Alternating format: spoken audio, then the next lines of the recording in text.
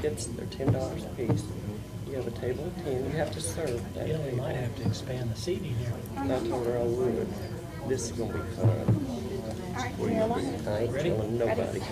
I'd like to call the meeting to order and start with the Pledge of Allegiance. Pledge allegiance to the flag of the United States of America and to the republic for which it stands, one nation, under God, indivisible, with liberty and justice for all. Yeah, you'll be surprised. First item on the agenda is approval of the agenda. We have a couple things we need to add. Under 6, we need to get Steve Howe on Bridge 7. 6B, animal control, advertisement for an open position, and we're switching the commissioner's business to 7. Any other additions, corrections, changes? No, If not, I'd like to have a motion to approve. I'll make a motion. I'll second that motion. All those in favor? Aye. 3-0. Public comments is the first one, and Logan Day is here from the Ohio River Train Group, and he would like to address us. And at this time, I want to make everyone aware that Logan first reached out to me the end of January, and I asked him for documentation. I asked him several times. It makes us a little better when it comes to these things, that we're informed, we understand what he talks about. We haven't received any. As long as we keep this professional, we're going to listen to what Logan has to say. And with that, Logan, Absolutely. carry on. I appreciate it. You are correct. That was one of the first things I wanted to address. My name is Logan Day. I'm the president of the Ohio River Scenic Railway, which has been an active operation of the train rides that are operating out of Tell City and has been since June 20th of 2020. Sounds a little better. Trying to get the reverberation. Yeah. Especially those watching up. Yeah. Thank you for the opportunity to come out here tonight. I do appreciate that. But not only for the opportunity to speak with you, but also for the opportunity to operate the excursion trains, because I have been told that if it were not exclusively for the decree of the commissioners, it wouldn't be happening. So thank you for that. You did mention the lack of documentation. I'm going to present some things here, which will be a version of this. This is a 4-page document, and it has links into it to a lot of the different documentation that I will be referencing tonight, and specific exhibits. I regret that I wasn't able to transmit that documentation. I just hope that you can understand it's a very pivotal and dynamic time for me and my family. Right now, it's not necessarily a good excuse. You have asked since January, but due to kind of the status of the operations, I've taken a very high demand job, and it's got me working 12-hour shifts and with barely any time between that and what we've got going on personally. So I've done my best. I mentioned it's been dynamic all the way up to the moments coming in here as far as how things have been changing. So I've been trying to reflect what we presented tonight based on conversations that I had hoped to have with the port. We did go to a port meeting, and I've had all kinds of advice of how to handle this with the port, how to handle this with you all. And I'm just at a loss because I get different advice from different people that's all different angles. So I do echo your comments, Commissioner Cole, that everything just needs to be professional. And I'm going to work my best to do that. I feel compelled to mention that this is the absolute most passionate personal and professional project I've ever been involved in, so much so that I moved my family down here to cater to this business. And unfortunately, because of the position that we're in and some of the things I'll present to you tonight, it's become one of the biggest nightmares of my life. And it is what it is. We're working through it, but I think these are things that you all are going to have to become aware of to be able to manage it, no matter what the future of us is. First, you're going to hear from Katie Papano for about 5 minutes about all the wonderful things that we've accomplished, impacts that we've had on the community, and services that we've been able to provide. And then I plan to speak for, I'm going to go off what we talked about before, no more than 25 minutes, but I will keep it as absolutely short as I possibly can to work through this. You just tell me when we've gone too long, and I will stop if I haven't already. And if need be, we'll have another meeting, because That's we fine. are trying to conduct the county's business here. So. Absolutely. And I expect that because you haven't had these documents in your hand, that I expect to be in front of you at the next meeting a month from now approximately, so that you can properly review everything that I present. But I'll go ahead and hand the floor over to Katie. She can talk about some of the information that she has, and then I can go through some of my presentations. Not sure where to stand. Right there in front. Yeah, right there, that microphone will get you. Yeah, I'll put this down. It'll pick you up. Okay, let me take this. Okay, my job here tonight is to give you a report on what the Ohio River Train has achieved. And let me take you back to January of 2020. This is when they decided to come down here and operate a train. And beginning January of 2020, that's when they got all their train cars leased, and a locomotive, and a place to rent so they could have an office and to house their crew that came in to work the train on weekends. So as of January, they have almost, between leasing the cars, the insurance for the cars, and then the office thing, they have about a $20,000 payment per month, whether they're running the trains or not, okay?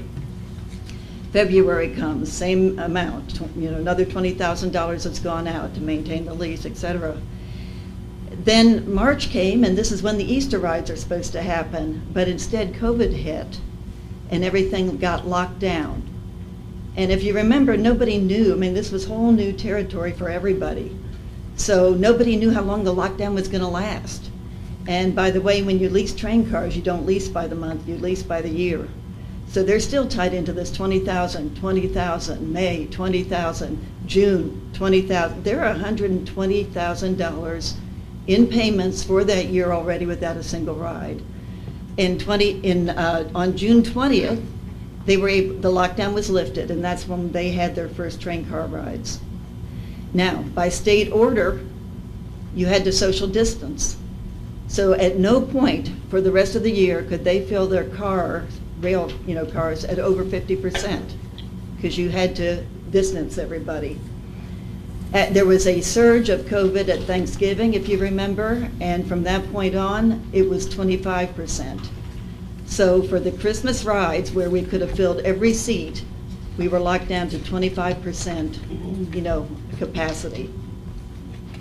So needless to say, 2020 was a catastrophic year for them. Nonetheless, and I want to say too, because it's relevant to the following years, this train business is like retail.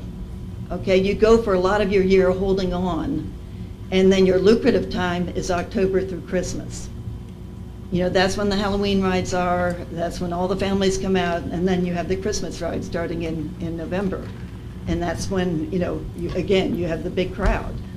So I just want you to realize that. Nonetheless, despite the lockdown, the riders in 2020 were 7,950. I have your information there if you wish to look at it.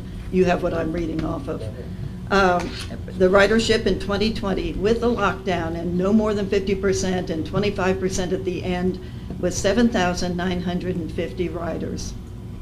In 2021, it was 8,737 riders. It could have been more had the month of October not been knocked out for them. And part of it was because the port was doing work on the track, and then 2 weeks were lost because of a locomotive they had that had trouble, that custom-made parts then had to be made for it. In 2022, 4,477, because they could not do their October through Christmas rides. That's why the number is almost half. More than half the riders come during that 3-month period, which they were not able to have. Because of, why weren't they able to run then? Because the port did an ultrasound on their track in September and discovered 77 problem areas between Tell City and Troy. Of the 21,164 riders they brought in the nearly 2 years they were allowed to operate, given all these time periods that were out, 93% of the riders came from outside of our zip code area. 93% of their riders came from the outside of Perry County. Okay? Because all of you don't have what I've got, let me tell you where all the riders came from. These are the states: Alaska, Alabama, Arkansas, Arizona, Florida, Georgia, Iowa, Indiana, Illinois, Kansas, Kentucky, Louisiana, Maryland, Michigan, Missouri, New Jersey, New Mexico, New York, Ohio, Pennsylvania, Tennessee, Texas, and West Virginia. That's where they all came from. And I know there are people that are skeptical. I know usual Perry County reaction is, why would anybody come to do a ride from? Well, they came from all over, and they especially came in 2020 because everything else in the country was locked down but the Ohio River train. I mean, they canceled everything. You have to remember what 2020 was like. We had people that came from Delaware and Chicago, and so we can't find anything else going on. You know, you're the only thing operating. So anyhow, if you turn the page, the next page is the impact of the train on the local community. This is why we feel you should continue. I know there's been a turnover in commissioners, but we wouldn't have had a scenic railway train had they not endorsed it and wanted it. We were told that verbally by the board. So I'm trying to convince you with what I'm about to say that it's a really good thing to have an excursion train, and you should want one too. Who benefited from it running in our county? The Perry County Port Authority, from track fees that were paid by the Ohio River Train, received a total of $175,000. Fuel costs were paid to CNS. They received $47,509. The lodging, meaning hotels, cabins, and Airbnbs, I can't give you precise data on that, but the CVB, the Convention and Visitors Bureau, is funded by the innkeeper's tax, which is paid by people who stay at hotels, cabins, and Airbnbs. And what we can tell you is that the CVB innkeeper's tax was higher in 2020, 2021, and 2022 than ever before. And 2020 is a particularly telling year because everything else was canceled that year. Everything from festivals to fishing tournaments, Schweizerfest, plot days, you name it. It was all canceled. This was the only thing delivering tourism. Important to other people were the partnerships they formed in town. Restaurants who catered meals on the train include Lawson's, Chicago Pizza, The Patio, Bliss Artisan, Bill and Dave's, Barge Inn, the Riverview, Trevion's, Los Amigos, Windsor Walled Winery, and the Freezer. Another entity that benefited was WAMCO. WAMCO has found a niche doing train repairs, custom fabricated parts, and interior renovation.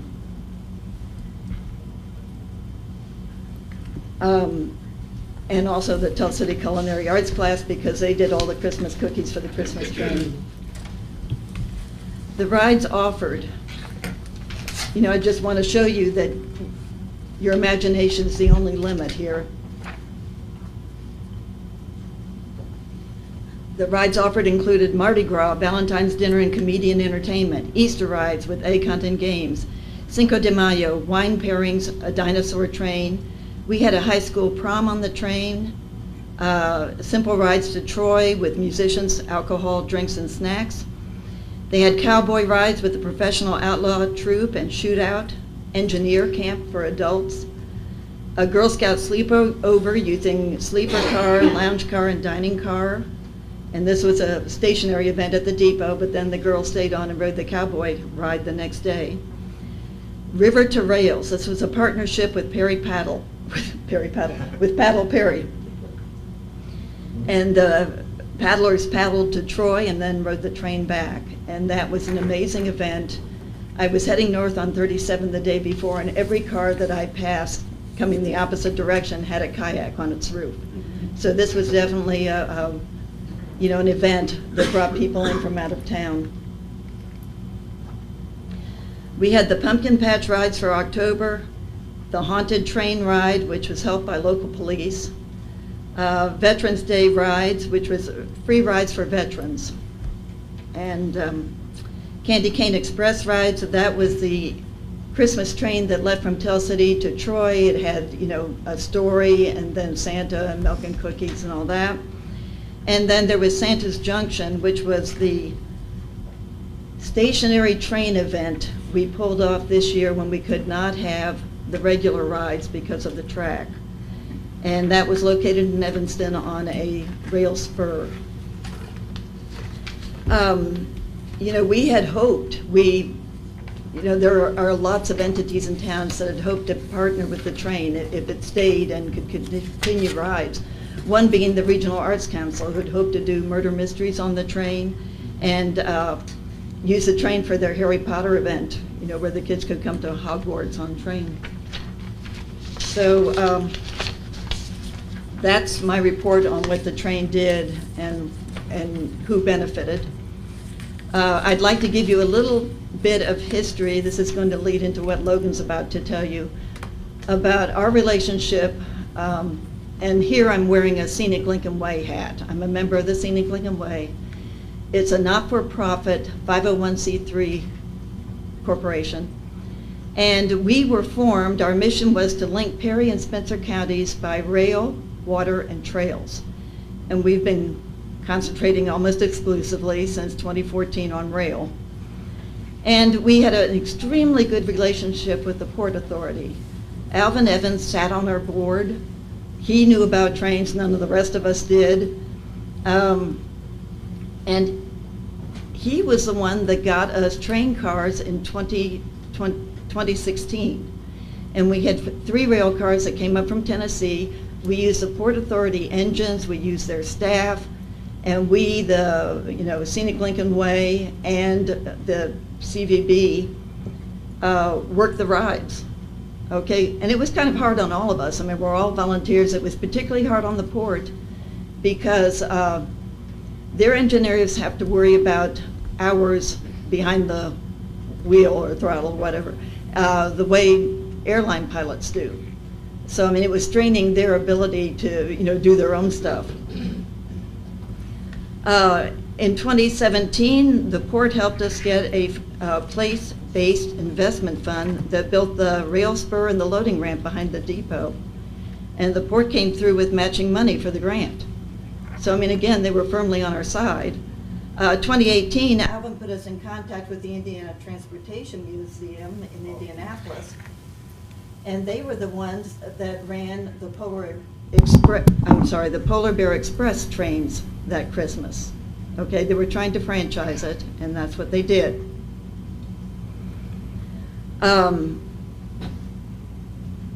Then came 2020, and after full cooperation and support from the Port Authority, here comes the Ohio River Train. They seem to be an answer to our prayer.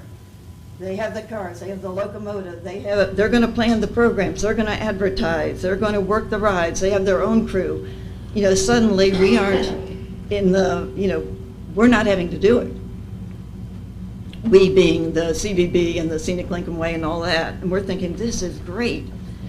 But the relationship with the Port Authority from that point on went totally different. It was negative, and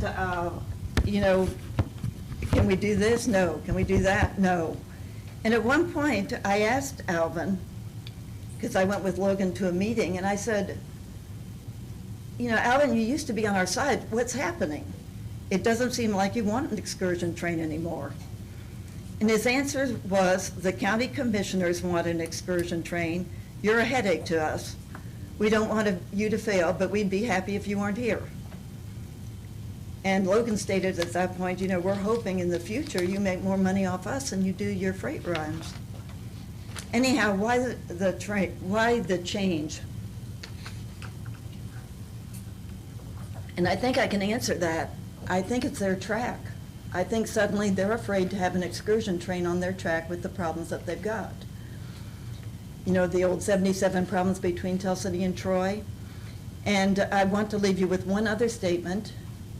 And it's this. We had an engineer one time by the name of Sean Watt, and he made a statement one time that at the time seemed funny to me, but thinking about it, it seems to me that I think he's got it exactly right.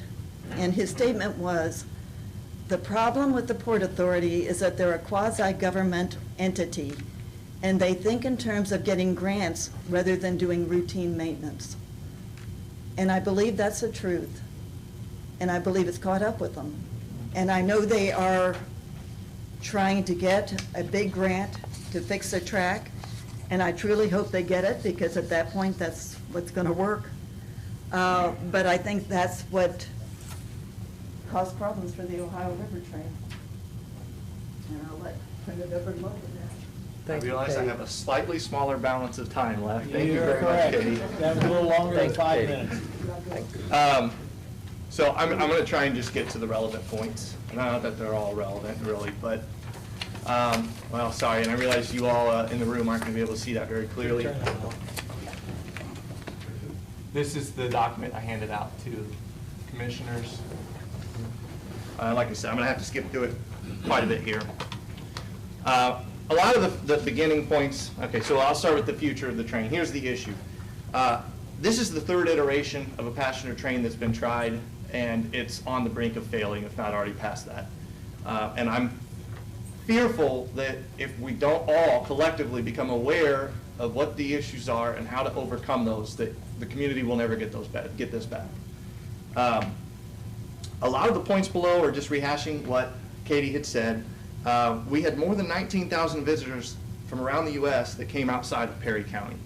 If you look at traditional local economic impact figures and you apply a $1 to $2 secondary spending ratio, we estimate that it contributed about $1.4 million to direct local economic impact just from what we were able to accomplish despite all of our challenges. As she mentioned, the CVB saw the highest innkeeper tax revenue. I didn't know it was all 3 years, but in 2020, while America in 2020 saw a 42% decrease in the travel and tourism gross domestic product. The source is there. I won't click on it and go to it. Here's something that's, for me personally, funny. We managed to become a team that was the masters of pivoting around our challenges, because every time we turned a corner, we were hitting a challenge. And there's 3 relevant examples that I just find they're funny. I hope you can laugh at me. One, I know Derek's going to laugh at me because he was an engineer for us on this train. Cinco de Mayo. We always were trying to find a way to run a train that was cool and unique. So we ran a Cinco de Mayo train to celebrate that Hispanic event. And strategically, it was probably the biggest disaster we had ever had in our entire operations. There was just everything that could have gone wrong went wrong. Not in terms of safety, but in terms of having everything equipped. Our food, we had to get food there. We didn't have enough staff to serve it, so people had to come get their food. Derek, thankfully, went and got plates for this event, and he picked the flimsiest plates he could. They were paper plates. So people are walking around this train as it's wiggling down the tracks with cheese dripping all over them, food pouring down the front of them. And our customer service was such that that was the highest rated event we'd ever had. Everyone had a reason to be mad with us at that event, and they walked off as happy as ever because we had such a good time with them despite the challenges. And that's what we learned to do. Every single challenge we were confronted with, we found a way around it. Valentine's Day is on there. We couldn't run the train for Valentine's Day, so what did we do? We converted the depot into a private, intimate atmosphere, hosted individual tables for couples, had the event, went on the train stationary, and had a comedian come on board, and he was great, and the people loved it. The Nightmare Express, yet another strategic disaster. That was our first year running for Halloween. We planned it. The first event was terrible, so we rewrote the entire script, and the last 2 events were probably the coolest event we could have ever put on. We in a matter of a week, reinvented the entire thing, came up with a whole new crew of people, and hosted a wonderful event that I think reflected well. It had still a lot that could be accomplished, but it reflected very well on the community. We managed to achieve and maintain 4.6 out of 5-star ratings with our customers on Facebook. So this is just a screenshot showing you that. So this is an old screenshot. It's unfortunately starting to go down because we're not able to commit to the things that we've promised to do. But we had a pretty great rating that's reflecting not only positively on us, but on the community. We managed to service thousands of wonderful repeat customers due not only to our variety of ever-changing themed rides, but our Endless Adventure Pass program. I don't even remember what this is, but I'm going to click on it. I do remember what this is. 2 relevant pieces from here. So this is a presentation. I don't know that you're going to be able to hear the audio very well on one of the videos, but I'll do my best. You know, I'm only going to show a couple seconds of this, but it's a promotional ad that we were running starting from 2020. But what I particularly wanted to pay attention to, get through all of this, and go to a couple videos, one of which is a couple of individuals, the Rices. Let me see if you can hear this.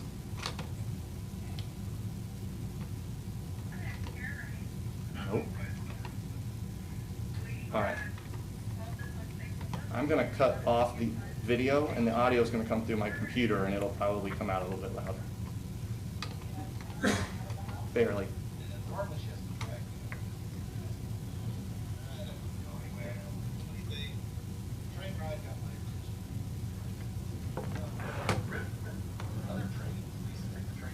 Okay, well that's not going to work.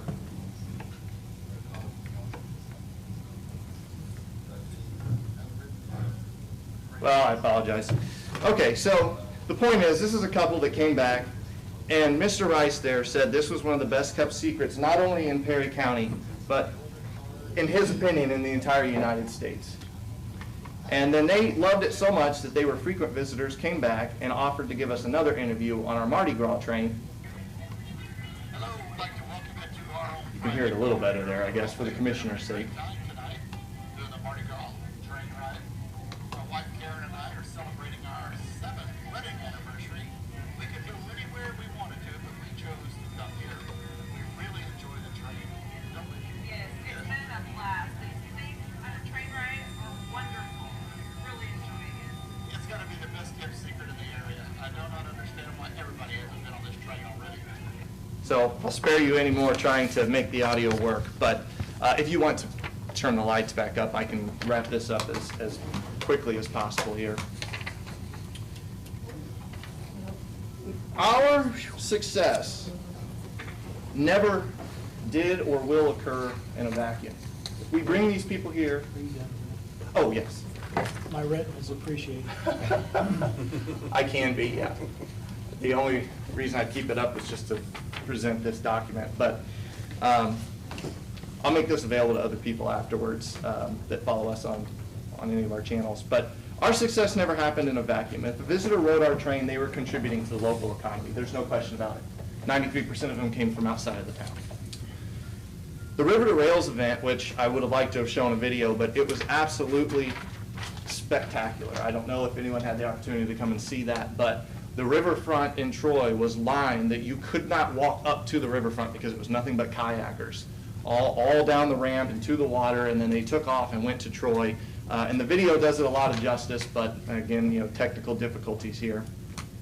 I want to get to the heart of the issues that I feel that no matter what was thrown at us, COVID, personnel issues, equipment issues, we found a way to overcome it. Despite every effort, we could not overcome the challenges that we faced with the port and or individuals on the port.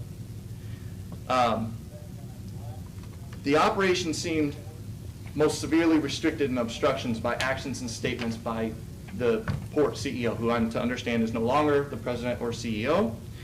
But the problem comes more from the fact that it was a culture that continued to allow those things to happen. One thing that Katie didn't mention that was said in front of both of us multiple times was that the port's freight is up here and you guys are here. Nope, you're way down here. And the whole gesture was made. You're down on the floor, you're scum. And that the commissioners are the only reason this is happening because we wouldn't be doing this. That's not an environment for something like what we were trying to accomplish to foster.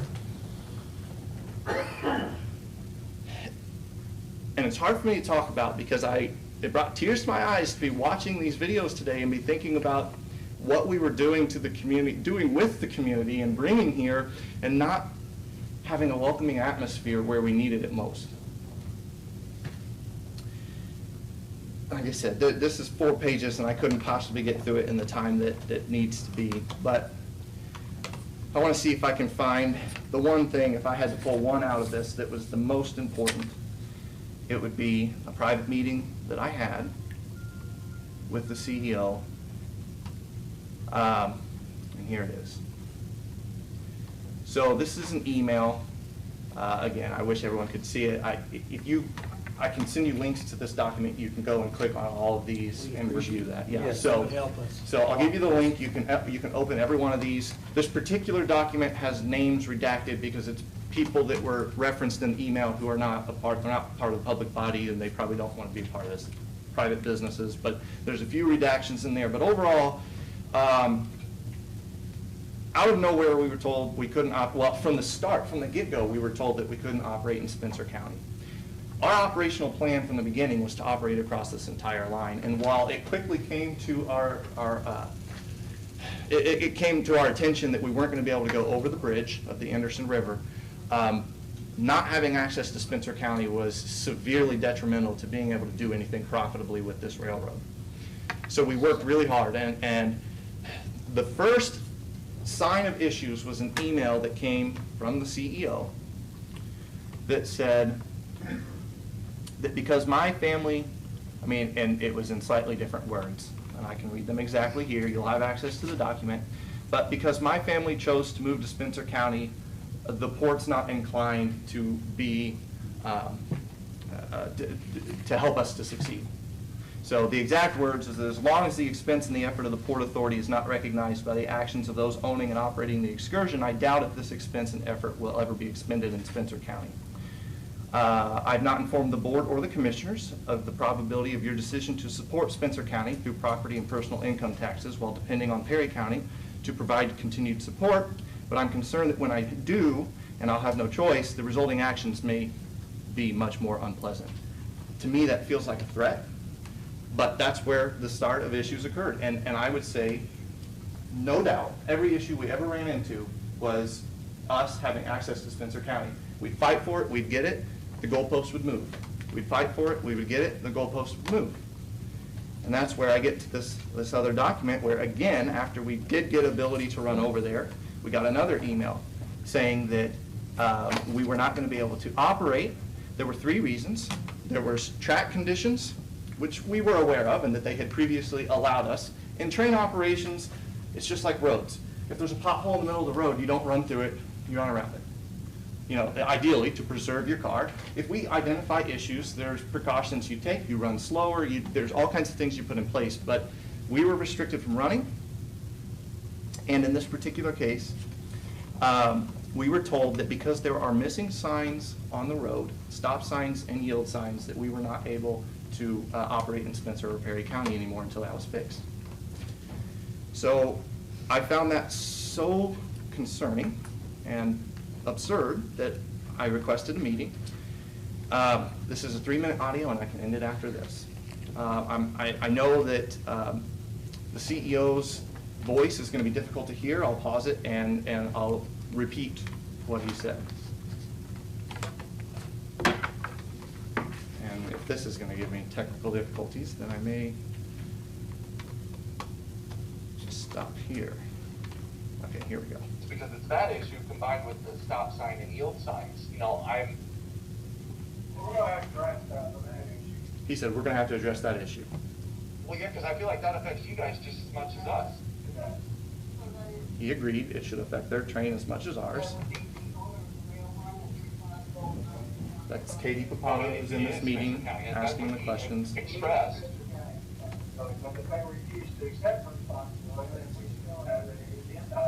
So we've acknowledged at this point that it's Spencer County that's responsible for those signs, not the railroad, certainly not the passenger railroad that's a guest on their railroad. You have to get those signs up. And so it'd be a lot easier for somebody with Spencer County connection. So that's the moment where he said it'd be a lot easier for someone, and he's staring right at me, with Spencer County connections to cause these changes to occur than it would be for us as the Perry County Port Authority. So that's the reason when you sent me out, okay, this is an opportunity to deal with that issue. I understand it makes it difficult. He acknowledged he understands it makes it difficult for us. Well, I kind of saw that there, but was more concerned about the fact that I'm reading this and it looks like you can't run in Spencer County anymore. Well, that's right. So that's exactly what it was So saying. are yield signs, are they appropriate? I mean,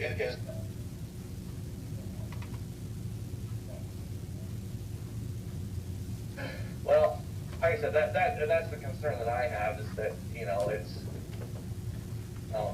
frankly, pardon me for saying this, but I feel like our organization is getting blackmailed to get this done. Not blackmailed. It's really hard to hear. He interjects me and says, you are. You're being blackmailed. I have a very serious problem with that, and I'll play the rest of it because he stops and says, well, you're not being blackmailed, but I'm taking advantage of the situation. But, you know, But I am taking advantage of the situation, and we have more people. Now, to me, that was the pinnacle of why this was doomed from the start. There's a million other things in here, but I want to leave you with this because purely out of respect for time. I could go on for a very long time about this.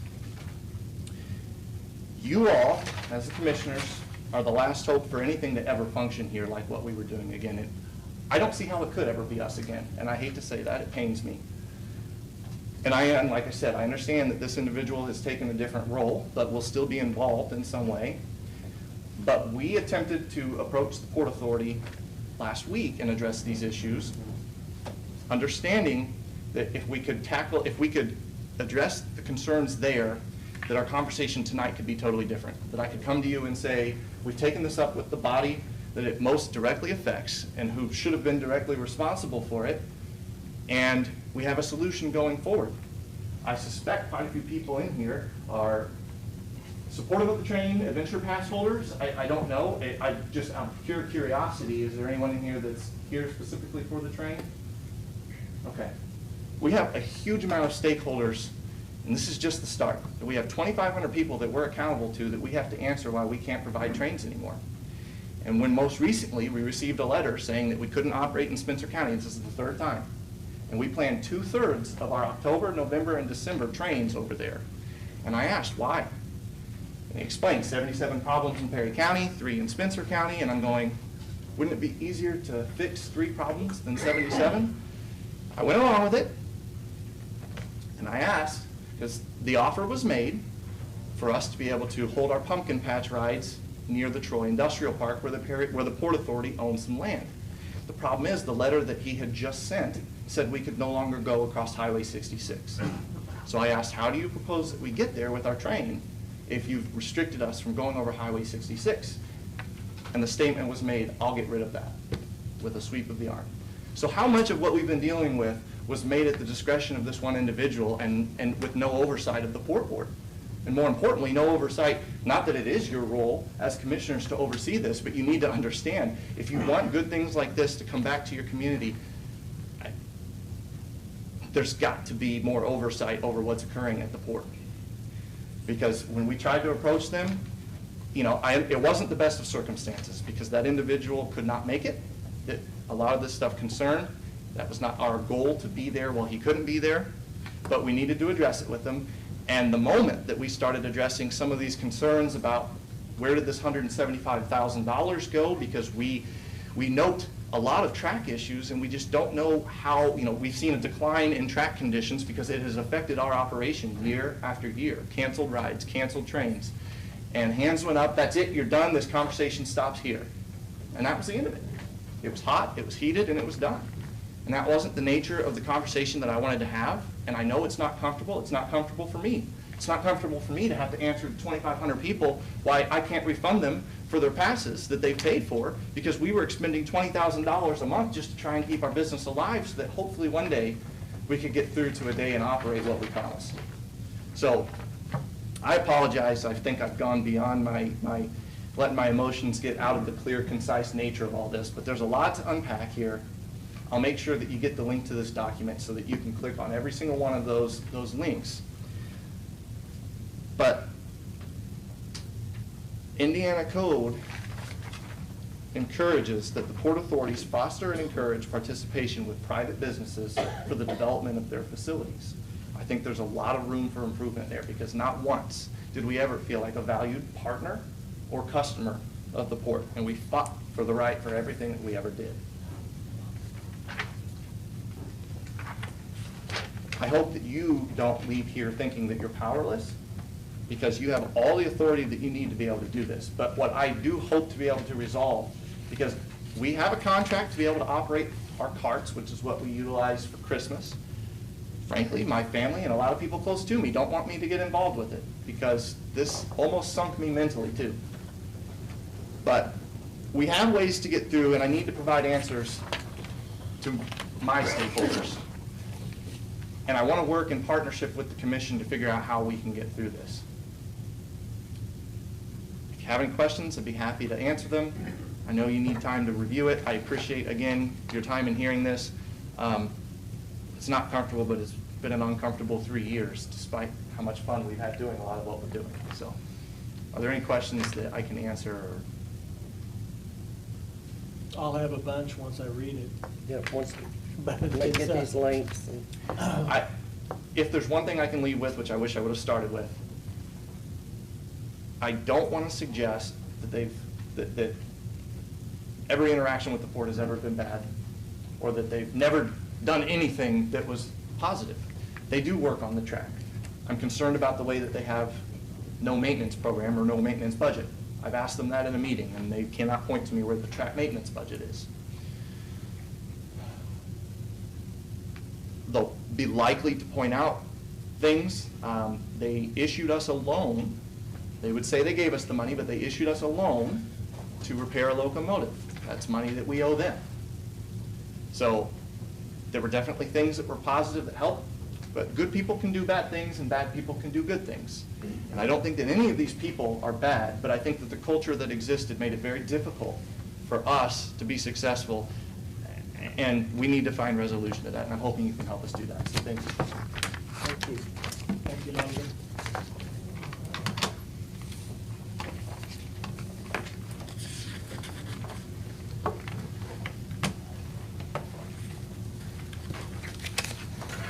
Danny? Can I speak for just a minute? Sure.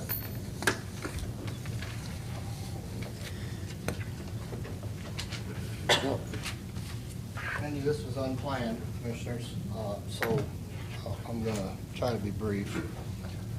I was on the Port Authority for 12 years in the county, and I've been a part of all this from the beginning. I kind of take exception to some of Katie's comments, and I think a world of her, that we weren't supportive. That is, I'm a little upset that I heard that. We've tried. And also Logan's comments that this was here and this was here. You know, they said they paid $175,000. They've actually only paid about $140,000 of that. They owe us about $35,000, us. I'm not on the board anymore. But the railroad generates about $2.5 to $3 million a year in revenue that we run with. That $170,000 that they've paid the Port Authority is over the course of 3 years. So not to belittle what they do at all, but it is a small part of what the Port Authority and the railroad does. But to give you some perspective, and I'm really upset that Logan's saying we don't have a maintenance program. We have a tire replacement program. We do, the railroad does a railroad crossing grant and program every year. We try to maintain things, but to give you some perspective, if we'd taken their entire $140-some thousand that they've given us and replaced ties, let's look at that. There's 70,000 ties on our 22 miles of line. It costs $210 to $240 to replace a tie.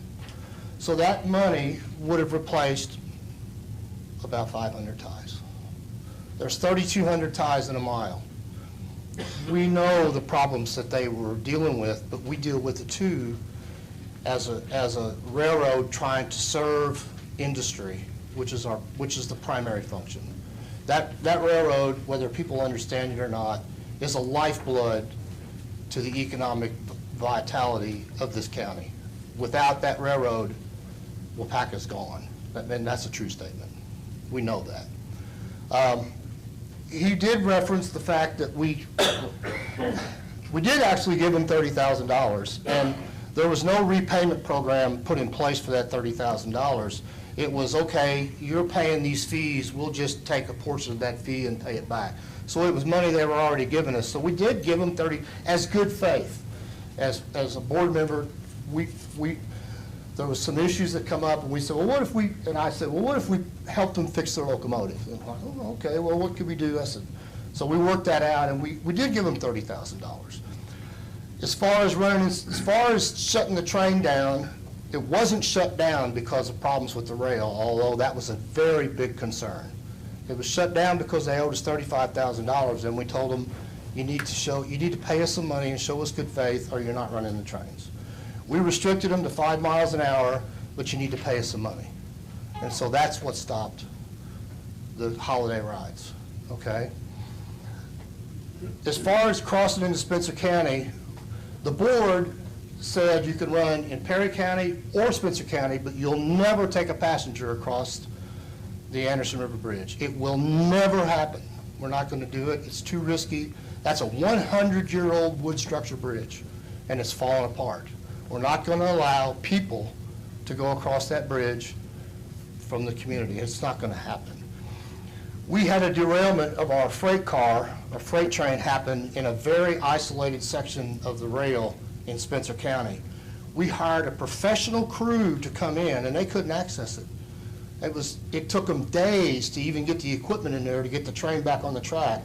So when we knew there was all these defects, the rail that we have, 14 miles of the 22 miles of rail, the casting date on that rail is 1908. A train derailment in one of these isolated areas where we simply could not get to people. If we had a professional company come in and can't get to our freight cars, how could they get to people? Couldn't happen. So there was restrictions on what part of Spencer County they could run in, but they weren't told they couldn't run in Spencer County. They said, we can take the trains across the bridge and you can run in these areas. So some of this is not really right, what's been said. So, and Logan and I think we're friends. And I've tried to be very supportive of him during my time on the Port Authority Board, but we had to be careful on what we allowed because we just simply could not risk something bad happening. And that was a big part of all this.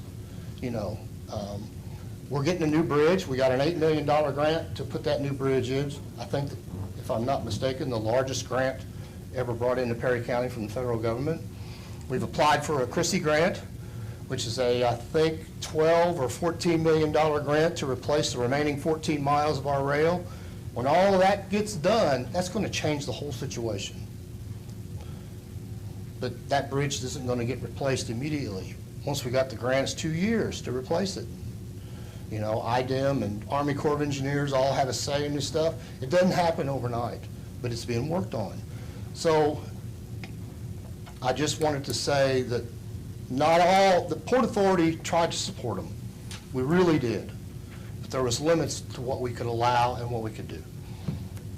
Okay? Thank you, I Dan. hope you appreciate it, Logan. I'm not trying to disparage you. No, But I had to say something. I understand. There's points I'd respond to, but this isn't the place. As we can see, there's always two sides to every story. Thank you, Danny. Thank you.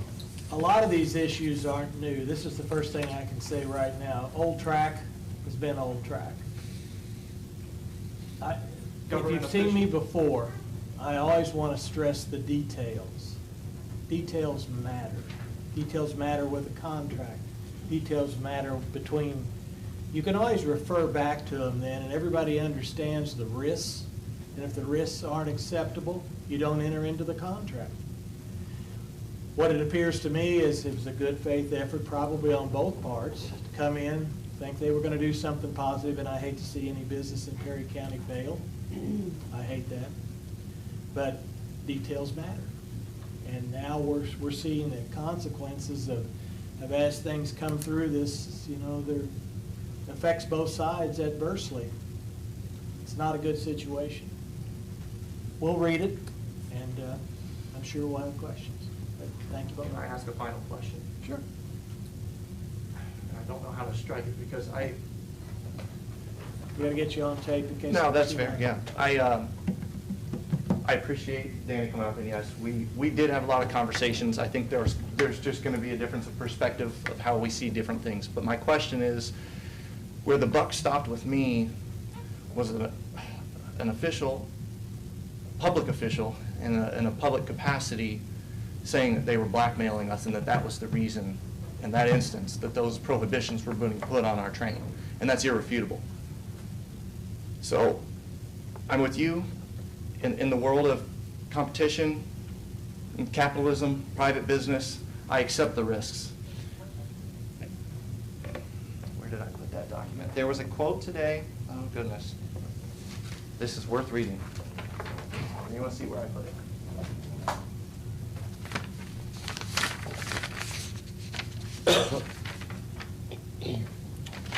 I missed it. There was a quote today about a business from whom we owe money, or to whom we owe money. And they said, we expect the honesty and integrity. And it was actually a good email.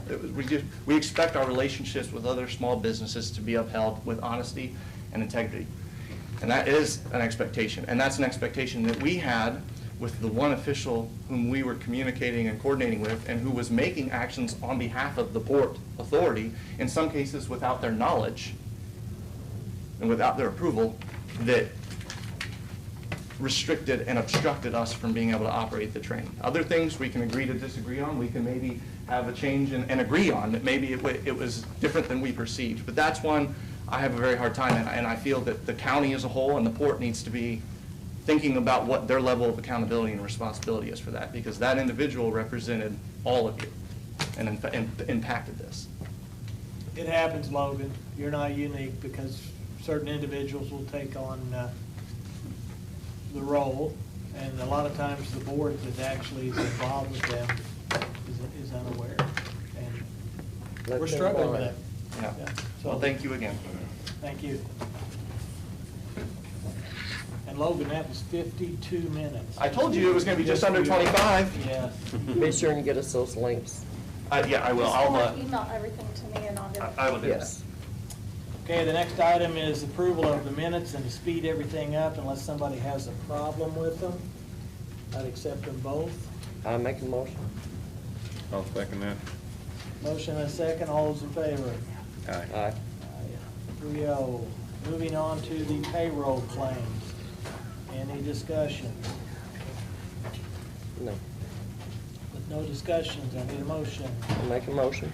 I'll second that motion. All those in favor? Aye. Aye. Approval of the benefit claims. Any discussions? Nope.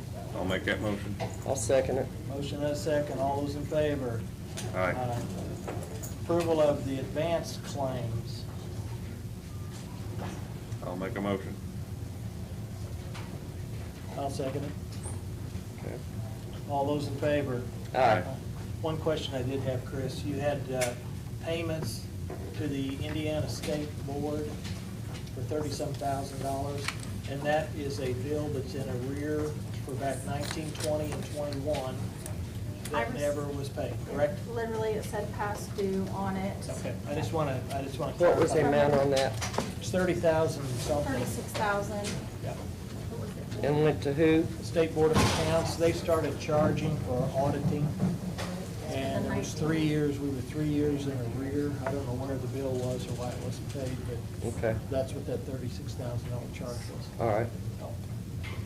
Life insurance, monthly invoice. I make a motion. I'll second that motion. All those in favor? Aye. Aye. Sheriff's pension quarterly invoice. Any discussions? No. I'll make a motion. I'll second it. All those in favor? Aye. Allow time and attendance software quote. Can I have a little Yes. info on that? Now, did you get the printout? Yes. Okay. What that is right now we operate with an efficient pencil, Mm-hmm. and in the auditor's office, she's tasked with adding all the pencil marks up and making sure she gets the time off, whether it's personal time, Okay. sick time, and everything. This is to turn it into an electronic format. Okay. That it'll automatically, we'll have to have some type of a reader or some way that the people will log in, log out. Then it'll come through and accumulate the data, keep track of the vacation time, Okay. personal time and everything. So it'll speed up the process substantially. All right. My thoughts on it, I've went through that, the cost associated with it is a little concerning in a couple areas. What is the quote on that software? It is, this is on a monthly rate. They charge us, this is cloud-based, and they charge us for 150 employees, which is about what we got, $750. And then if we have login accounts, 40 accounts at $5, which is another $200. Login accounts have access to it, and that's where a supervisor over that person would come in and approve or disapprove the time off and make sure that everything's up to snuff. So it's costing us roughly $950 per month. The implementation is $5,000, and then they have 250 hours of training. That's the area that I'm a little concerned about. I'm concerned Chris, don't you think we can educate somebody and not spend 250 hours of training? So, I mean, that's $35,000. Yeah. Whoa. So that's I one definitely feel that's something that can, be negotiated just a little bit down, Yes. because I think if we get a couple individuals well-trained within this, how it functions, then they can actually go out and train any of the other individuals. trainer. We can come back and substantially lower that.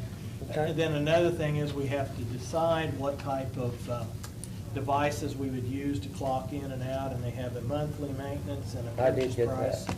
And that's something we might want to look at as far as possibly purchasing them on the market. And we may even want to consider another service that will actually transfer the data into the LAO system at a more effective rate. So I think the concept behind it is good.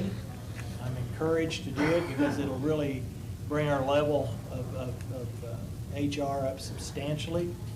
But It'll we be need accountable to we need accountability. Yeah, we need to chisel through on some of these prices to see if we can't get the money down just a little more to make it a little more easier to swallow.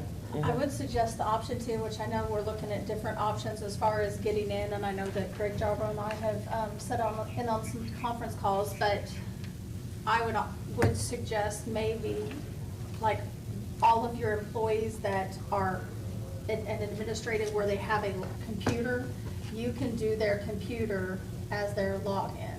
So when they sit down at their desk, then they log in, and when they leave, and you know, of course, you've got the jail and the highway to where, you know, they're not at a set location with a computer that you'd have to do some type of other fingerprint fob, something like that.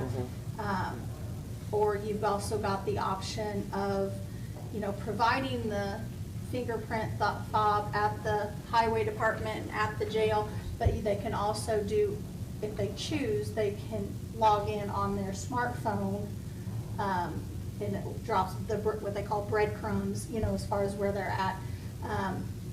Since that is their personal phone, you have to give them another option as far as that. But if, you know, I know a lot of our highway people leave from their house to go to a job or whatever, rather than going to the office, to the highway garage, in and out.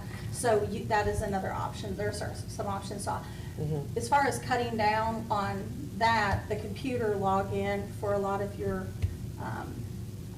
office positions is an option too. Okay. So this is similar to ADP then, or is this? That's another name, Brent, sure. So I got a question on the login for employees. My deputy coroners don't go to the office to log in when they go on call. A lot of times they go straight from their house to the call. Do they fill out time? And what you would have to do as the office holder, that would be your job to approve the time that they took back and I forth. do put the time on a time sheet now that's in question because there's no time clock. Even though we get CAD reports from the police department when they go on call, those times are logged at the police department on a CAD report that we get at the office, and I put that down as their time. And once you do that, see, that would just input it right into the system. So basically, instead of filling out the piece of paper, you'll fill out the form electronically, and then it'll go directly to payroll. And then I will Instead have of- to fill out all these times. Get away from They'll be these gone. It'll go papers. directly to the, Okay. Yeah, you just But get on the then screen and put it You in. said that you use their phone. Now, is the county going to furnish the deputy coroner's phones? No, that's what I just said. There's another, you have to provide other options. They could have that option if they choose to. That's just something within the realm of what we looked at, and the way they say with that, these conferences that we've listened to, that it's an option. It's not, you have to if you, Okay. and there's just different options, talking about different options. Legally, the only time they have to pay for a phone or pay part of the phone is if it's their only option.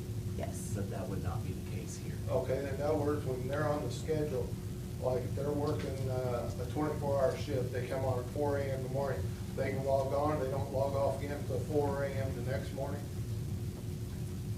Is that how you turn their time in?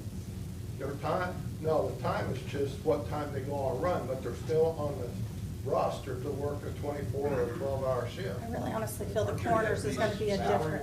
Yeah, they're salary employees. We shouldn't worry about that. So, but. It's like $3.40.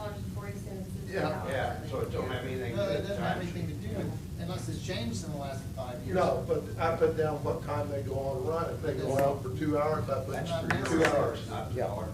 I mean, they're a salaried employee, not Well, then an I hourly. don't have to put down what time they You go would have out to do there. any. I wouldn't pay. It would go off your, it would go off the CAD What hours report. they're working. That's for grant purposes. Yeah. Yeah, that's not. It's for grant They get paid. purposes, not payroll. Yeah. We're early on in this Yeah. here. What I would like to do is get everybody's acceptance that we pursue this a little more. I know the council's gonna have to come up with a funding source, but I think we need to do a little more work on this to see, and then we're gonna have to reach out. I know there's gonna be some peculiars potentially out of the highway department and how they work to make everything, to get the details put together. And then revisit it after, if everybody's okay with doing a little more work on it. Yeah, I'd like to see some more options and. See whether there's a competitor out there, or have a discussion with these hours to get those hours down just a little bit on the Yeah. training end of it, and then also consider the method we use for clocking in and out, and there might be several, you know, whether it's through a PC or whether it's through a phone or however that occurs. So, Yeah, and it'd be good for some of the department heads like Steve at the highway to explain a little bit to somebody how yeah. their 'Cause employees I'm come in and thinking, go and used stuff. to, you guys sometimes took trucks home, didn't you? And if it's gonna be snowy and you started in certain areas and. Yeah, I've got, some of the guys that take a pickup home, they've got saws, well, everybody's got a saw. Yeah. So if we get a tree down in a certain area, I can call the closest one and get them there the Yeah. quickest. So those are the They things don't we have go to the work through. garage, you know, Right, they don't necessarily go to the garage, No. whereas the courthouse workers will. Yes. You Right. know, the others that are based will be. It could be possible too, if we could, like I said, the courthouse, the annex, and the sheriff's department be on one system, and maybe the county garage. Yeah, we just have to, we might have You to know, have that is not different options. absolutely full-time, and you get called out, you know. It's just another option that we can look at. Now, will the volunteers or reserves have to sign in to this? What is it? Is it paid for? Is it ADP? What? It's a LOW system through a third-party vendor is who's offering this. Now, are the volunteers or the reserves/reserves, do they also have to do this even though? Anyone that's getting a hourly paycheck Okay. would be required to do it. Because right now, she gets an accumulation, I've seen some of it, and it's pretty scattered, the things she has to do, and it's taken her a phenomenal amount of time to go through and take all these different actions. Whereas if they're put in electronically and the supervisor over that individual checks the box, it's okay, then the data moves right into her system and she doesn't have to, she just processes payroll then. It will streamline it and utilize part of the software the county's already invested. You're moving into the 90s. Yeah. Yeah, Get away 90s. from paper and pencil time cards and hours upon hours of adding and making sure addition is correct, so. And all the time off is accounted for properly.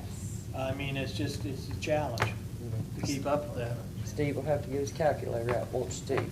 There you go. He'll get his assistant I'm sure on that. Marilyn's got that Yeah, going. she'll handle that. Will we at some point see how this operates? That's part of the training. Hopefully, we can get it chiseled down a little bit from 35,000. It'll be very similar to the training that's going to be happening on Friday. There's 2 trainings for the remote access.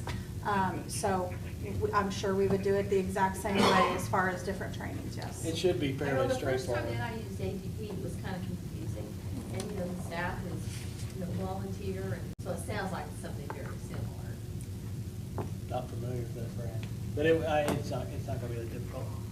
If everybody's okay, we'll just continue to pursue this to see what fits best. Yes. I'm good. The next item we got is Bridge 7. Steve, I think that's probably on your list of bridges to repair anyway. This is to replace the bridge on 7 that failed last year. We had to tear the bridge out, and we put a couple of culverts in as a temporary measure, and I'm asking for an additional appropriation of $71,100 for replacement of that. Where's this bridge located, Steve? On 7 Urban Road, right by where Pop Road comes out on 7. Yeah, you don't know where that is either. Yes, I do, too. Do you? All right, you're ahead of me. I'm out in the sticks, too. I have to go look them up. If you go to Gerald Crossroads, or go Okay. down Gerald and turn south, Mhm, down by Biggins. you'll see it down there. Close to Jim Critt's. Mhm. Okay. He Anybody got needs any to- questions on he it? needs to He's get a out city of boy, town. Where the- Down there Were you where talking Biggins about lives. Big and Cronin? Mhm. I know where Big lives. Well, that's down in that area. Okay, so I know the vicinity, I know the bridge. Okay. Any other discussions? No. If that's okay, I need a motion to approve. I make a motion. I'll second that motion. And when is this going to start, Steve? He's hoping to start in March. And do you have any time frame of when? He usually gets them built in 3 to 4 weeks. Okay. And who is he? Bob Durkos. Durkos Construction will be working on it, and also Verkamp Construction will be working on it. Is there farmers in the area that use that bridge? I don't think it'll affect very many people. Okay, They can Chris go is up- shaking his head, so he must know the bridge. So- Yeah, they can go up Pop Road and hit Okay. Herman Ridge. Just so we don't have one down and they're trying to get from field to field. No, they can get around it without much additional detour time on it. Okay. All those in favor? Aye. Aye. Okay. Thank There you. go. Thank you, Steve. 6B was added, it's advertisement for animal control. Becky, It's, go on that. we had a resignation on the Animal Control Board, and it is a commissioner's appointment.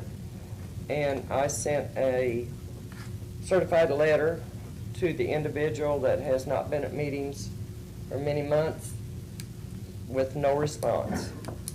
So we want to put this up probably on a 10-day advertisement.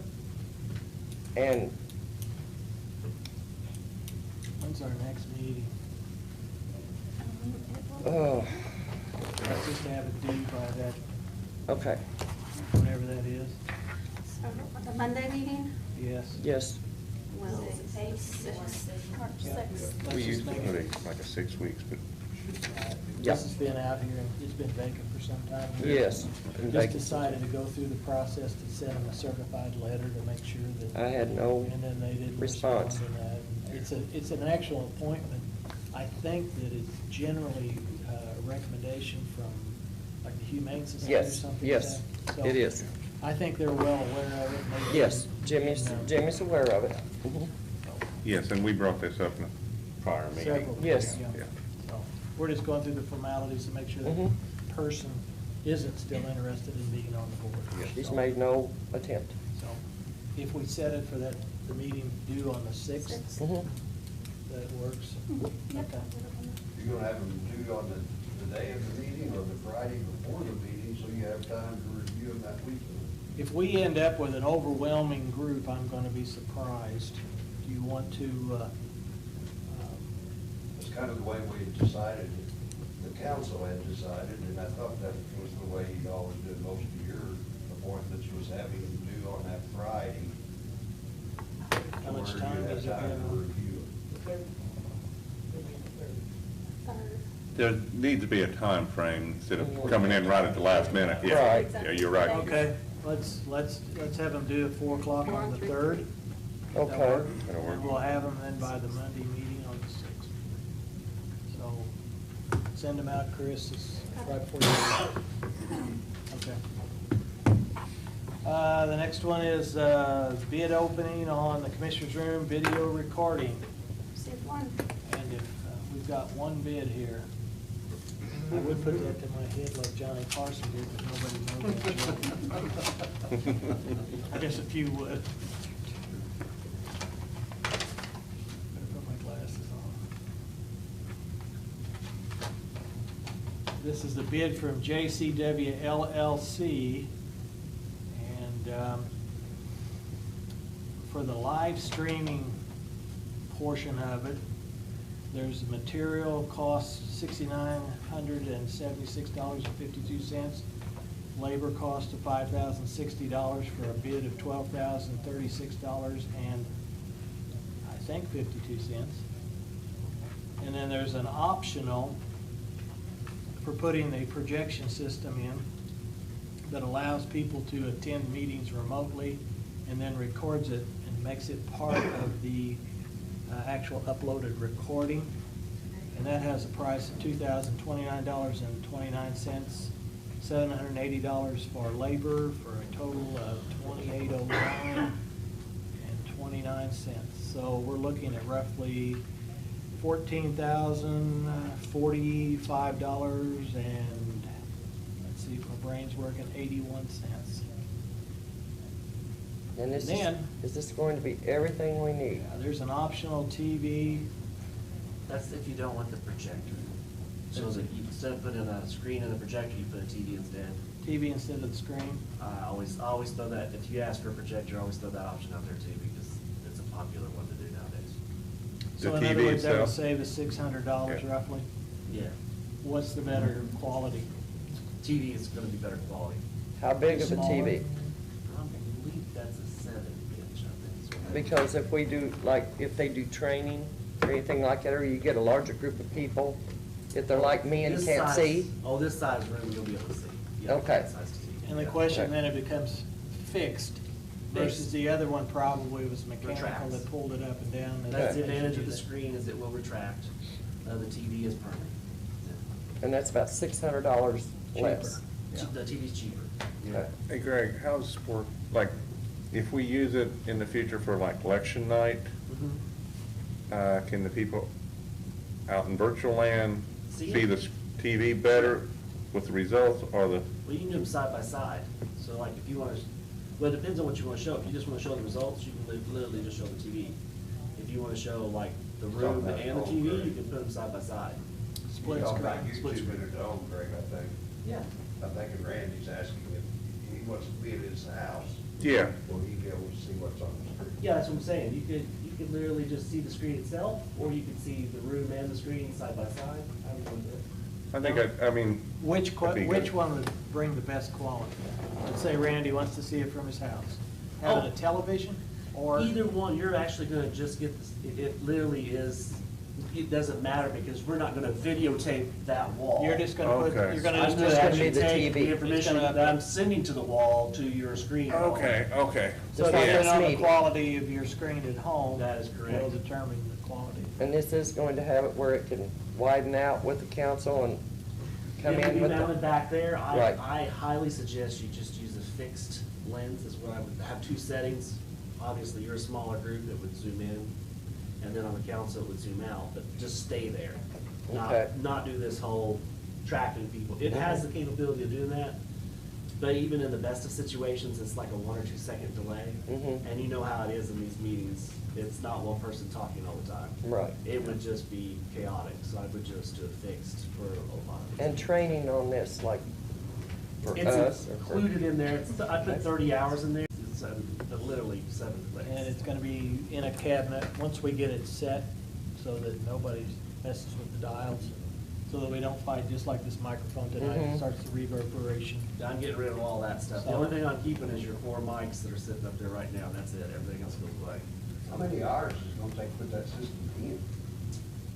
Quite a few, I mean. In a way, I mean, that $5,000 is pretty intense. Yeah. I gotta run network over there to 2 different stations, gotta run wires up to the ceiling, mount stuff, I cabinet. mean, it's your business, but I mean, it just seems pretty. Everything's Oh, hardwired. I'm doing it on the cheap, but there's no doubt there, I'm not doing it, but it is what it is. I've always been in favor of doing live stream. Matter of fact, before live stream was live stream, I actually used to pay Ian to come and actually videotape several of the meetings, because I wanted them live stream. So this is a little bit of a passion project for me, to tell you the truth, so. I think part of this, Keith, too, is he's gonna be programming it. We can actually set that, if I understand correctly, like 1 and 2. 1 would be a narrower one for the commissioners, 2 Yeah. would be a wider one for the That's right. council. That's what And he then, showed. so we'll have different ones you can pick depending on who's here. And it's not only gonna be for the council and the commissioners, it's gonna be for Other all groups, yeah. groups. Yeah.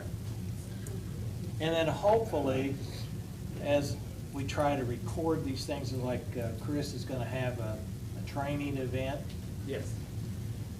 we'll be able to record all of that, turn it into a library. Yes. Where we can refer back to it for training of new individuals that join the county. The way it works now is it records it and live streams it at the same time. So it should capture both ways.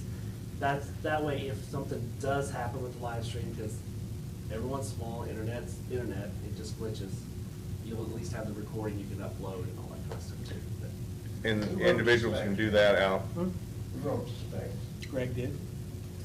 I wrote most of them. So Greg, say if I miss a council meeting and I want to view it the next night, I'll be able to do that, just get on the website and, Yes. okay, just like we do now. Just now. Okay. The only difference is, Randy, hopefully your lip, or our lips will be working with the sound, so it's not so.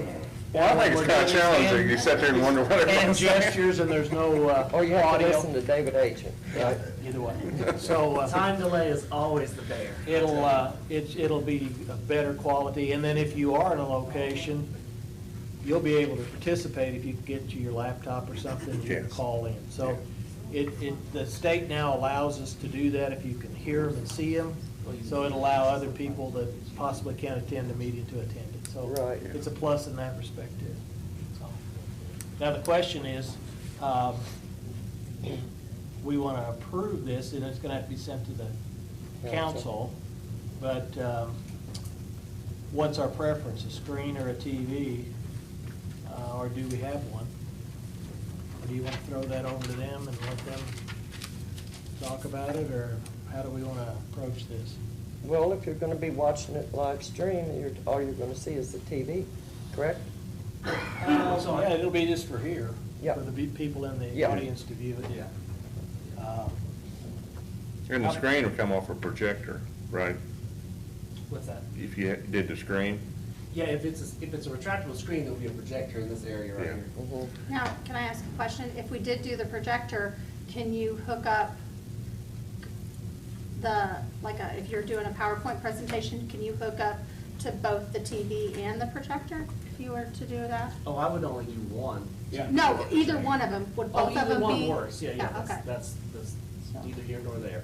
And see, it's just like Logan's presentation tonight that was behind us. We could do it. We'll get it over It'll be over there, there. and it'll be it'll be better. The main reason that we kind of put that in the actual specs of it is because of let's say, Becky, you're traveling or something, and there's something that you want to vote on, we actually have a policy where you could actually be present at the meeting and vote at the meeting, but you have to be seen. Right. So that allows you to be Yes. seen. So how much bigger is the projector screen than the? The projector screen for this wall will be 120 inches. It's rather large. It's almost overkill. But projector-wise, it's pretty standard. That's what you go with. But TV would be 7. 70 inches. Yeah, I'd say that's TV. true. Projector, you have to Your turn the projector, you lights on. got to turn the lights I on. would have to turn the lights on. Okay, Greg, See that line there? Chris has a good question here. Yes. That's a TV. Okay, to successfully view the projector, Yeah. will we need to turn the lights on? It is, that's the Past it. low 2K. Mhm. Yeah. Yeah, The 2K resolution, not Right. 2K dollars. which right. is- That way we can get as big as we want, because somebody to see from Over that here side of the may have room, trouble. Yes. as large as possible. Yeah. We'll keep the lights on and still deliver hopefully a quality. Because we went at home from a 55 to a 75. I mean, Total difference. oh, right? Yeah, I can see it. And a 70 inch is probably about what you want for this room, say. 70, 75, somewhere in there. There actually is a calculation. 85, yeah. There actually is a calculation, believe it or not, for that, for viewing. So I'll Okay. pull that up and see what you need. From the far side, Stan. I see a little red flags when you're trying to bring someone in from the outside and responding, that's fine. But like a commissioner, that's on the outside wants to say something, but they should not be allowed to vote or whatever, proxy, basically, Who's that? anybody. You mean You like? said bringing someone in from outside. Well, what can happen, see, is the Indiana state law now allows, Yeah. if you can see the person and you can hear the person, like on a TV screen, they can actually participate and vote. So that if one of us were out on somewhere, or one of you guys in the council, you could call in, you could participate in the meeting and vote. And they have allowed that in Indiana now. Well, you don't have to use it, though, even though they allow it, right? I mean, we'd have to pass an ordinance, and I don't. I see some red flags with that. I But- don't like vote by proxy, somebody off in Florida voting for here, you need to be right here. So that's my thought on it. It'd be something that the county government would have to embrace. We'd have to pass an ordinance to state that Yeah. that's acceptable. I think we passed it when it was COVID, and I don't know if it's, I think the state did the same thing, it just has not. I know it came with the remote meetings with all the COVID is when they really changed. Yeah, they always say we jump 10 years in the future after COVID on technology like that, or how you do business. So Right. that's just part of it. So if we're okay with this here, I'd entertain a motion to accept this pending funding from the council, using the largest television that we can pay for the money allocated.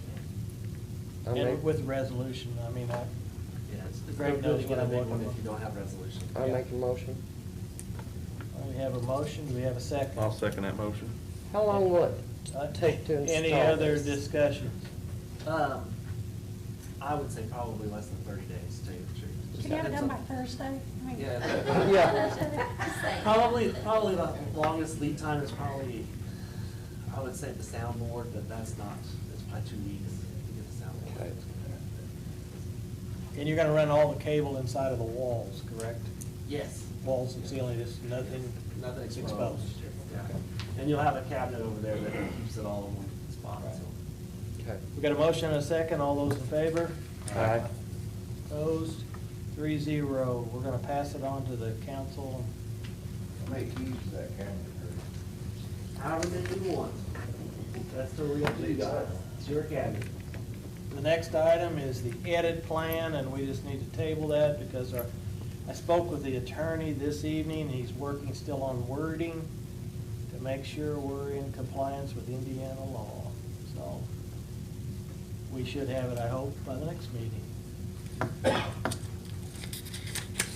And with that said, that's the end item.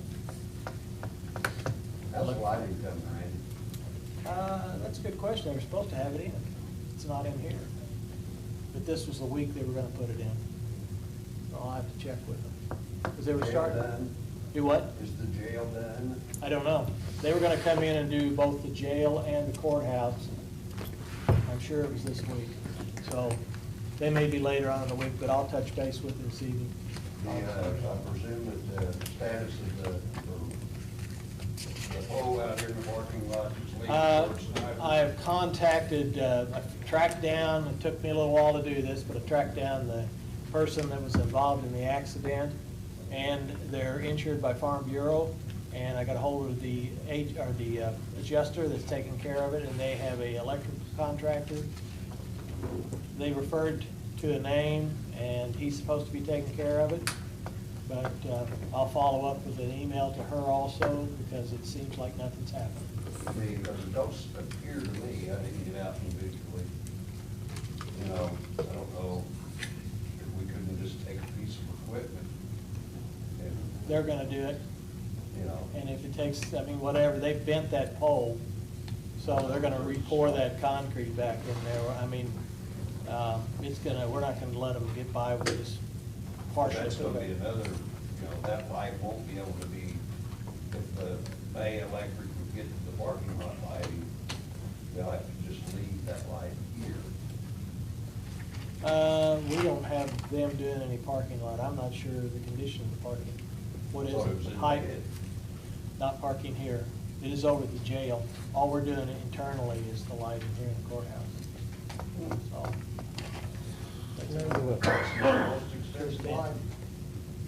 I have one more thing, short. Is there any, maybe the next meeting y'all have an update on the animal shelter? I've had people There she ask- goes. That's what I'm gonna do right now. Next week? Right here. All right, great. I'm gonna shoot. No, I just wanted to give a quick update of Yeah, what's good. been going on, because I've been working closely with Molly and some contractors, and on February the 8th, the boiler board came in and Ed installed it. February the 11th, the air pressure test on the boiler line, it checked good, held pressure. February the 10th, we got quotes on the run walls in the back, the repairs on the run walls. Well, I'm getting a quote. He's looking at some different stuff that would be better for that and not near as costly. February 13th, went to the County Utilities and sweet talked them, so they waived the water deposit. And as long as the bill's paid on time. And the county's gonna pay for the water and the electric bill until the director actually takes over.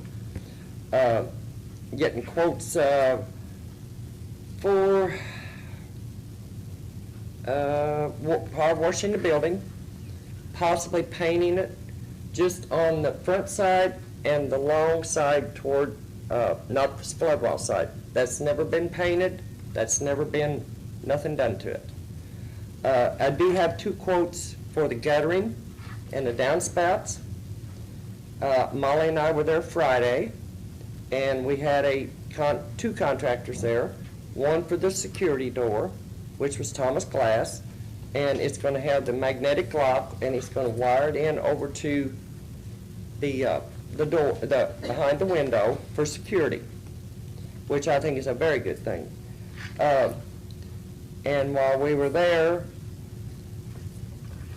it had rained pretty heavily the night before, and Molly had leaks inside. So I had the contractor there, and he went up on the roof, and it is horrible. So all day today and Friday and some on Saturday, I have made phone calls and everything to try to find out who put this roof on, when it was put on, where's the warranty, what happened. Finally today, I got some phone calls. I know who put the roof on. I know when it was put on, and there is a 10-year warranty on it. I have to check. I'm going tomorrow to find some more paperwork. When the personnel that had the shelter before, as long as they signed over the warranty to the county, when the county took over, the warranty is still good, because there's many, many leaks up on that roof. It is a sprayed roof. It's not, they did not replace the roof. They got up there and power washed, and they sprayed this stuff on it, and I do have a sample of it there at the shelter. You know, they left a sample. But I do have the contractors' names and all that. So we're getting there, ain't we, Molly? Day at a time. I have people asking me. Yes, it's, I got a brown dog running through my yard all the time. Got a big one, so oh, just feed him, Stan. Oh, no. But that's where we are so far. And, Isn't also the Arts Council offering to? yes, the Regional Arts, Katie Wiltborn with the news, she's part of the Regional Arts, and she was going to talk to them about once the building is cleaned on the outside and painted or whatever, that they would do some murals, correct? And, to volunteer to do it, and I think that's great, We have a lot of people that's volunteering. Molly did get a very nice donation from the Branchville Correctional Facility, very nice donation. And she has her account set up, our business account, and it's, things are moving, but it's just, it's going to take some time. Anything else you want to add, Molly? I do have 3 invoices from Fredericks. Okay. That I need to present to you all and get approval, so we can get them. What you need to do, Molly, is get them to Chris. Just take them to Chris. Then she'll fill out the paperwork. We have the money in that restricted fund to pay for it. We'll just have to go through the appropriation and get the council's approval, and we'll pay those things. So Do we ever get a final figure on purchase? Does anybody know how much is in that restricted account? I don't. That's what I'm going to find out in some paperwork tomorrow. I think there were 2 accounts, I believe. Yes, yeah. Do you know them, Masters? Not off the top of my head. Okay. No, one's small and one's big. Yeah. I do remember So that. where did they come from, Randy? Do you know? One was from what the animal shelter had left in their account. Then I think one of them is what we've received from the rental. Ran on that. Okay. Each month. Yes. So are both of them restricted? Yeah, the one from the shelter is, I know. From the old But, shelter. the other money left over, was that county money that was used to pay like a monthly fee? Or was it actually Well, the money left over I with the think the humane, one- or the group running it? The one that the animal shelter actually had, once they did whatever they needed to do with the roof and a few things at the end, got moved over, and that's restricted for sure, only thing to be used. But I'm not sure on the other one that we received The funding. rental money? I would think, I'd like to see both of them would be, but Yeah. I'm not the sure only if thing that used was for is animal restricted. shelter. I was told today by Jeff Snyder, the former director of the shelter, that was a restricted Both of fund. them are? That's what he told me now. When I look at the paperwork tomorrow, I'm going to find out. That's what I was told too. Yes, yes. And both of them are restricted. It's all restricted fund, only to be used for the animal shelter. Mhm. I do have one other question. We're not under contract, We need to work on your contract. so when are we gonna do that? Because the original contract, I feel like I've showed good faith. I agree with you. Yes. In my going forwards, to get this up off the ground and get it going. The original contract was to start November. Well, then it got changed to January. We're still not under contract. And I would like. my good faith is dwindling, if we're gonna be honest. And I just feel like I've showed good faith, but I also need to eat. And I've been doing all of this Volunteer. for free. Mhm. And that needs to change. So I'm pushing now that we get this contract. If you wanna move forward with me, we've gotta resolve this. This can't continue on. When do you I think we can't can meet continue with? this. Do you guys control the restricted accounts? We approve them, then it goes before the Yeah. council Yeah. for appropriation. I think that Molly should be paid, some good faith money. I mean, she's She has put in a lot of volunteer time, Since a lot of her own November. time. Yes. That she's worked there, she's spent time there. You're down there a I lot. couldn't see how that couldn't fall into the. They could upkeep fall of in the a shelter. restricted fund account, couldn't it? Sure, you can pay it out Well, of we've there. also, I mean, here recently, within the past month, I wasn't able to come to the past meeting. Within the past month, Harrison County's full. Mhm. So they're not able to accept any animals that the law enforcement take in. And that's the only animals that are being taken to the shelter. And I know a lot of people think that we're open. We're not open. I get daily requests of residents in Perry County wanting to surrender their animals. They have a cat that showed up. They want me to, So Molly, are you ready to open? am I ready to open? Yes. And the question I ask you that, we have a roof that has problems, but you're gonna end up with some drips on the inside, and we don't have the door in yet. We do have, the heating system should be up. I think Ed was waiting for a couple parts, and the hot water should be shortly up. So you should be in that condition. They're coming in, I talked to Ed right before I came, so they should be in tomorrow. Okay, Right. so the question becomes, under those conditions, with the drips coming through the roof until we get something hammered out on that, are you okay with that? Where you wanna open it up and start putting animals in there? I and mean, go I away? have been. She has been putting them in her I room. have been putting animals there. Okay, so. Stan. But they're not going in where the drips are, they're not going. Yeah, I know in. that it's in there in that conference room, probably the Mhm. worst area, Mhm. but, Actually, the kennel, the dog kennel is the worst area because the water was on the floor. was it? Yeah. Well, see, you don't wanna put animals in there and put. Right, I can't. Yeah. But I have been putting animals because it's getting cold at night and we can't leave them outside. Mhm.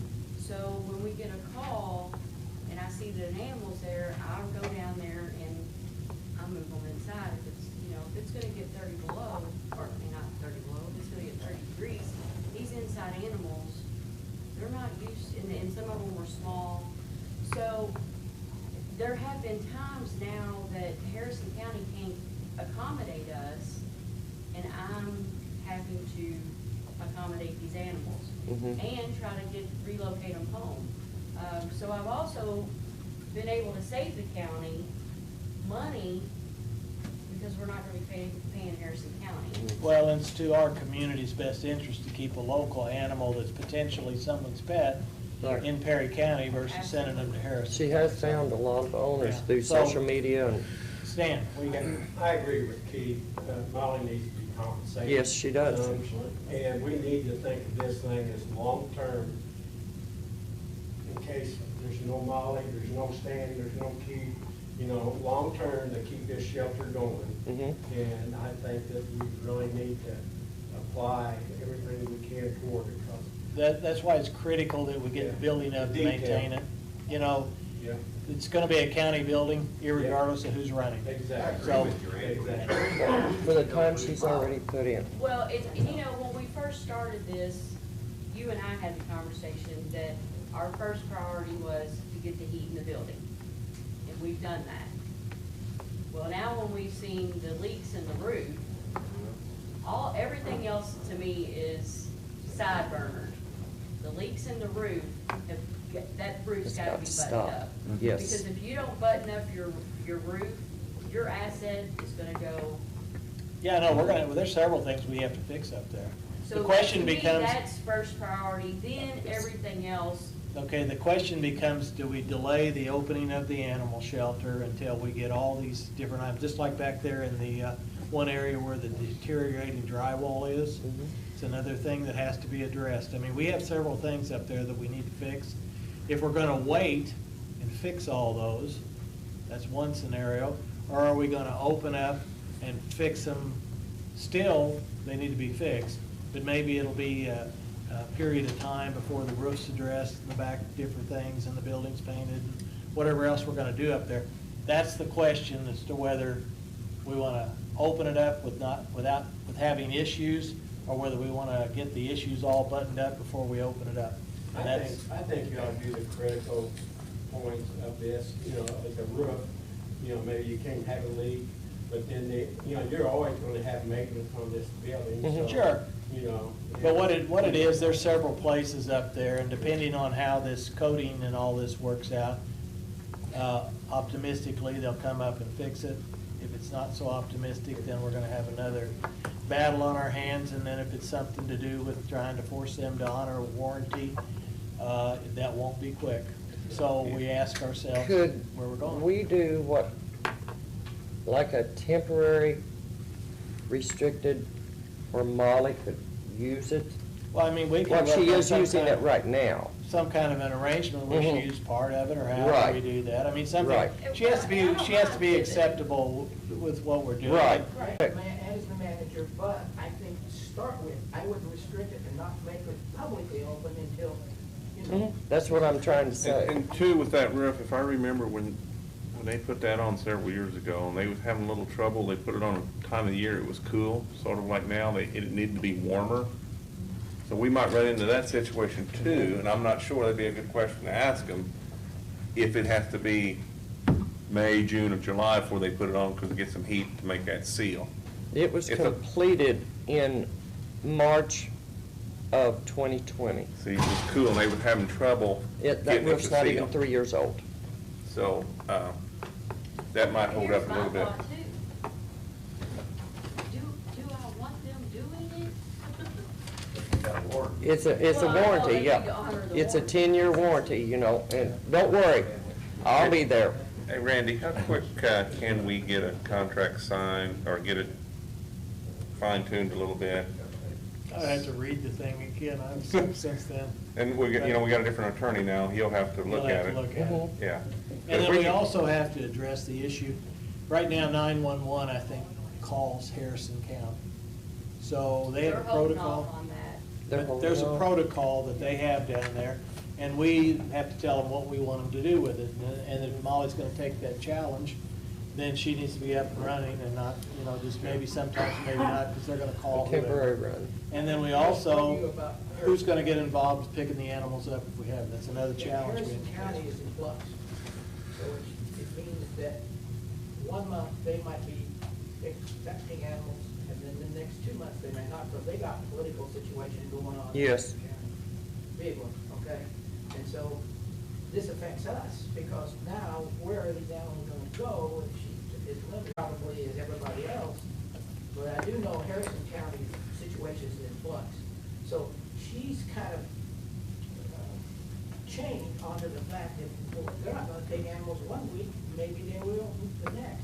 Mhm. And Harrison County is going through a situation because of Crawford County, okay? And I'll go into that later on, but, Well, if we can just take care of our own, we're gonna be better off. and that's why I said, So, And it's gonna save you money. make a Yes. restriction, don't open it to the public and don't announce to the public. Right. a restriction.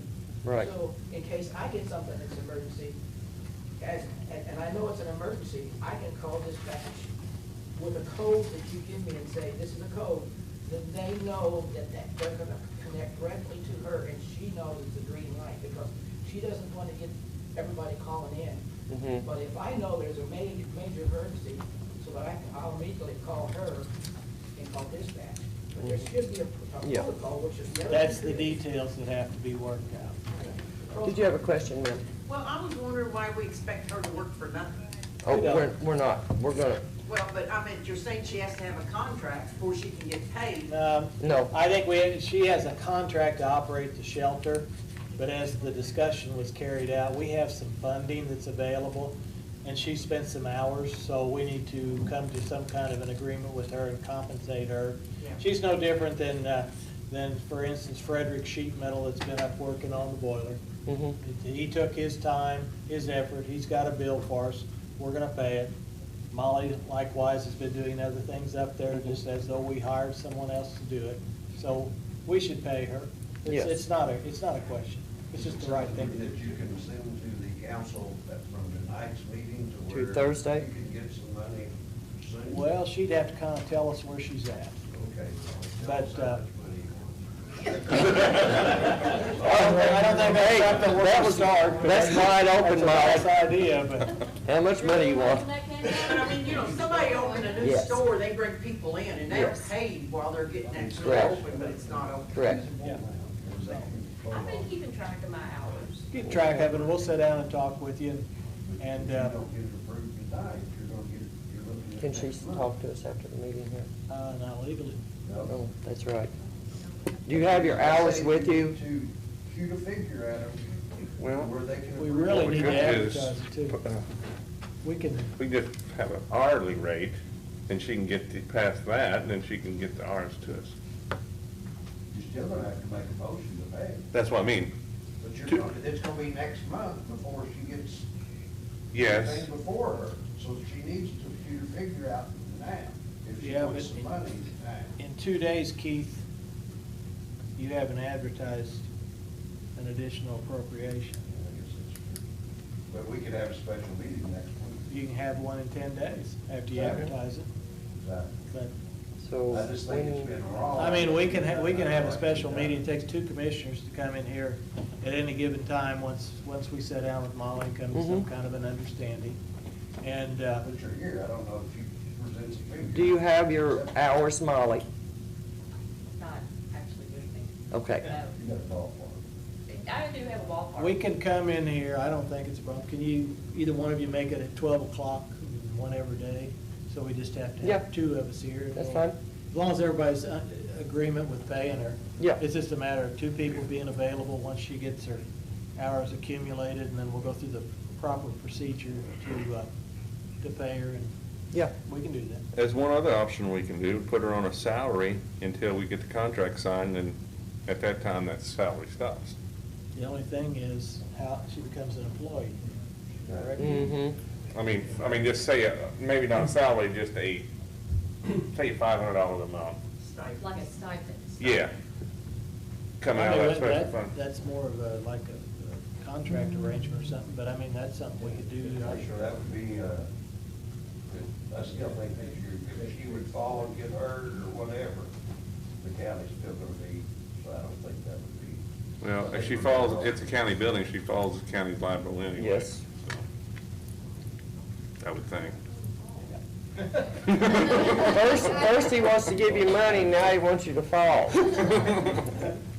Molly, if you'd get your hours together, we'll make some kind of an arrangement to have a meeting Yeah. to do this legally Yes. and get you paid. Just get a hold of me, and And hopefully it'll be before the end of the week. all it takes is 2 of us, the ability to show up and have about a 2-minute long meeting Mhm. to approve it, and as long as, It'd and I be think easier for me to we're come okay in with than it, you. all 3 of us, so. And he's we'll get it already And I'm done. good with it. So from the Right. point He that needs to be- you approve that, how long will be before she receives the payment? The council will have to advertise it for 10 days. Okay. They will have to have a meeting then and then approve it. So So that's the after it's process. approved, how long will be before she gets paid? It depends 10 on, days. so the cutoff pretty much for appropriations is, so like, the cutoff for advertisement tomorrow at noon for it to be in next week's paper, okay? So, and you have to advertise it 10 days prior to the council meeting. So there's no way of getting it done this meeting. So basically, it'll be done next council meeting. We just need to get it advertised 10 days prior to the next Dave? council meeting. And they can have a Or a special. They could have a meeting. special meeting. Yeah. Or a Yeah. special meeting. Early part of March. But the council would have to have a special meeting as well. Yeah, because our next meeting is March the 6th. And you can have a special meeting because yours is not till the end of the month, correct? Right. Just a matter of Okay. 10 days after it's advertised. Yeah. We're working with you. By the way, the Humane Society is very appreciative of the fact that commissioners and the council are really pushing, trying to help. We're really pushing to get this done. Yep. We really appreciate it, because we know the pressure that we're on also, because the animals are gonna start building up. Right. And the cats in 3 weeks. So, Yep. With that said, I'd like a motion to adjourn. I make a motion to adjourn. Second? I'll second that. All those in favor, aye? Aye. Meeting's over. Thank you for attending. Half of it's gone. Chris.